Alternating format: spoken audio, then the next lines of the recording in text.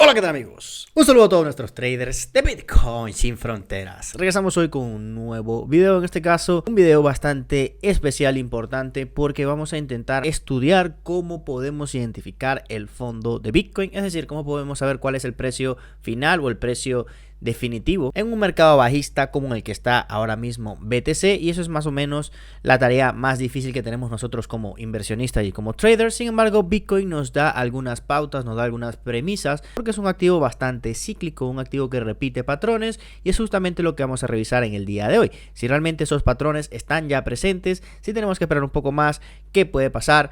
Muchos creen los 30.000 es el fondo, no podemos bajar más de 30.000, otros creen que sí, me incluyo allí. Vamos a intentar descifrar todo eso poco a poco mirando el histórico de Bitcoin. También, antes de iniciar, es importante recordar que esto básicamente es un análisis especulativo, bajo ninguna circunstancia es una recomendación de inversión, es una opinión personal que he estado desarrollando a lo largo de los años que he estado en el criptomercado, y poco a poco vamos a analizar ciertas cosas. Puedes tener un pensamiento diferente, aprovecho y te pido que me lo dejes en los comentarios si tienes una forma diferente de estipular, de estimar cuál puede ser los precios mínimos de Bitcoin. Bienvenido. Así que primero que todo, recordar que Bitcoin es un activo cíclico, es decir, que cada 4 años sucede el evento del halving. Va a suceder en el año 2024, ya sucedió en el año 2020, sucedió en el año 2016, 2012 y así sucesivamente. Entonces, ¿qué pasa? Generalmente Bitcoin, luego de cada halving, es decir, después del año 2016, un año luego, en el año 2017, llega a marcar un pico máximo. Lo mismo en el año 2020.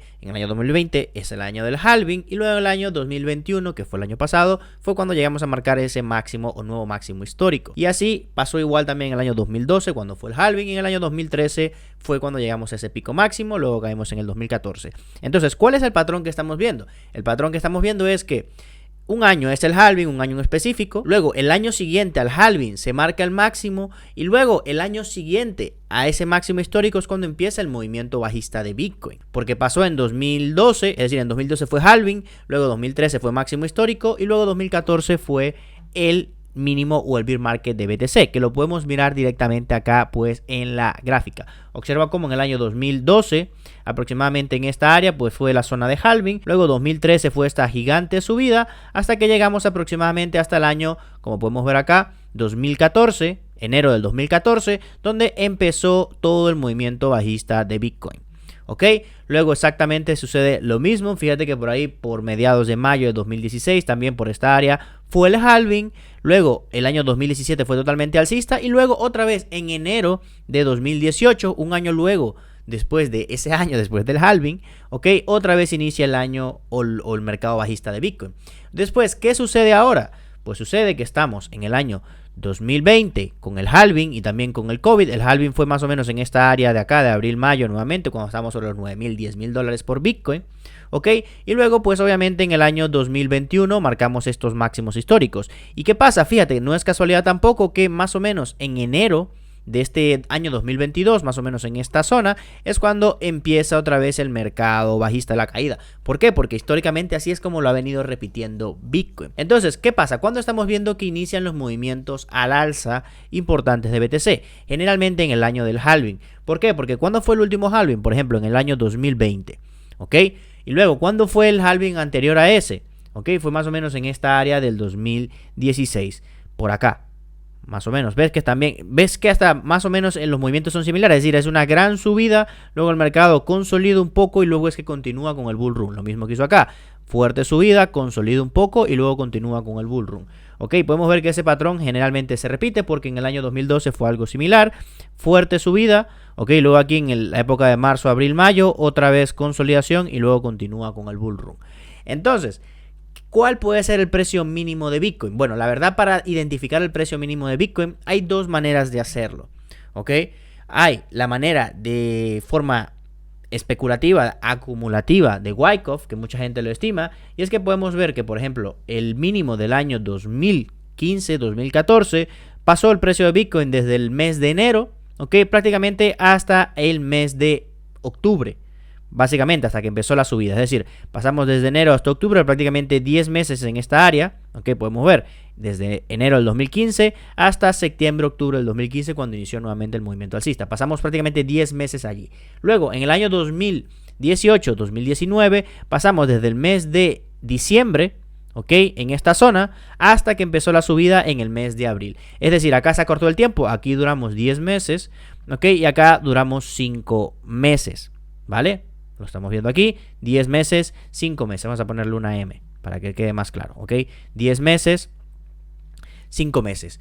Entonces, ¿qué podemos estimar? Que si se sigue repitiendo este mismo patrón, quizás el tiempo de espera que vamos a tener acá para que encontremos un mínimo en Bitcoin, cuando encontremos algún fondo, porque todavía no está 100% confirmado que este pueda llegar a ser un fondo, probablemente, por ejemplo, aquí fueron 10 meses, luego aquí fue la mitad. Si se repite este patrón, aquí pasaríamos la mitad de tiempo. En teoría, aquí estamos especulando mucho, pero digamos que podemos pasar 2.5 meses en esta área baja, si es que fuese este el mínimo, antes de, bueno, pensar que el movimiento va a empezar otra vez a ser al alza.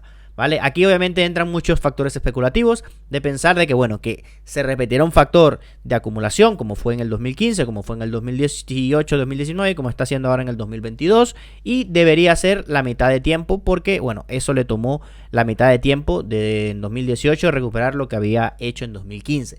Espero que la idea esté un poco clara, ¿ok? Entonces, una forma de identificarlo es una zona de acumulación en la parte baja por algún tiempo, por algún periodo de tiempo. ¿Cuánto puede ser ese periodo de tiempo? Ya lo estamos estipulando, ya estamos especulando bastante, pero que puede darte alguna idea sobre cuánto tiempo pudiésemos intentar pasar acá. Si tomamos esa premisa, también aprovecho, bueno, quiero leer en los comentarios tu opinión de cuál sería tu premisa. ¿Tomarías también esta premisa de que se repita este patrón de que se reduzca a la mitad del tiempo de espera para el movimiento alcista o no? Ok, si fuese así, pues diríamos que para septiembre, octubre quizás ya deberíamos haber encontrado algún suelo, ¿vale? En caso de que no perdamos esta zona y el precio se mantenga todavía acá. ¿Ok? Ahora, ¿cuál es la otra forma de poder encontrar un suelo? La otra forma de poder encontrar un suelo es lo que se conoce como V-Recovery, es decir, como una B o V, si me estás viendo aquí desde España, es decir, una recuperación en B.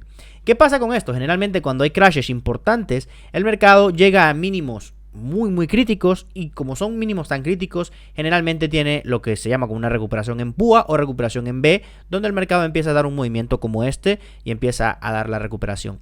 Estoy seguro que esta gráfica te suena porque si nos venimos al área del COVID, es decir, al año 2020, cuando tuvimos esa caída tan importante como fue la del COVID, fíjate que tenemos exactamente esa caída y recuperación en B, es decir, gigante caída donde se marca un mínimo muy importante y también una larga mecha muy fuerte, ¿ok? Y a partir de allí simplemente empieza el V-Recovery, la recuperación en B, ¿ok? En esta zona y luego ahí inicia el bull run. ¿Pero por qué sucede esto? Porque pasa obviamente un evento, llamémosle aislado, que genera un precio crítico en el activo, que en este caso fue un precio de $3,000 cuando veníamos desde los 10,000, es decir, perdió prácticamente más de un 70% en toda esta caída del precio de Bitcoin. Entonces, ¿qué significa eso? Que para poder pensar en otro mínimo importante, probablemente, o de esta forma, tendríamos que ver una caída muy abrupta del precio de Bitcoin, es decir, nada de esto es suficiente para pensar en un V-Recovery.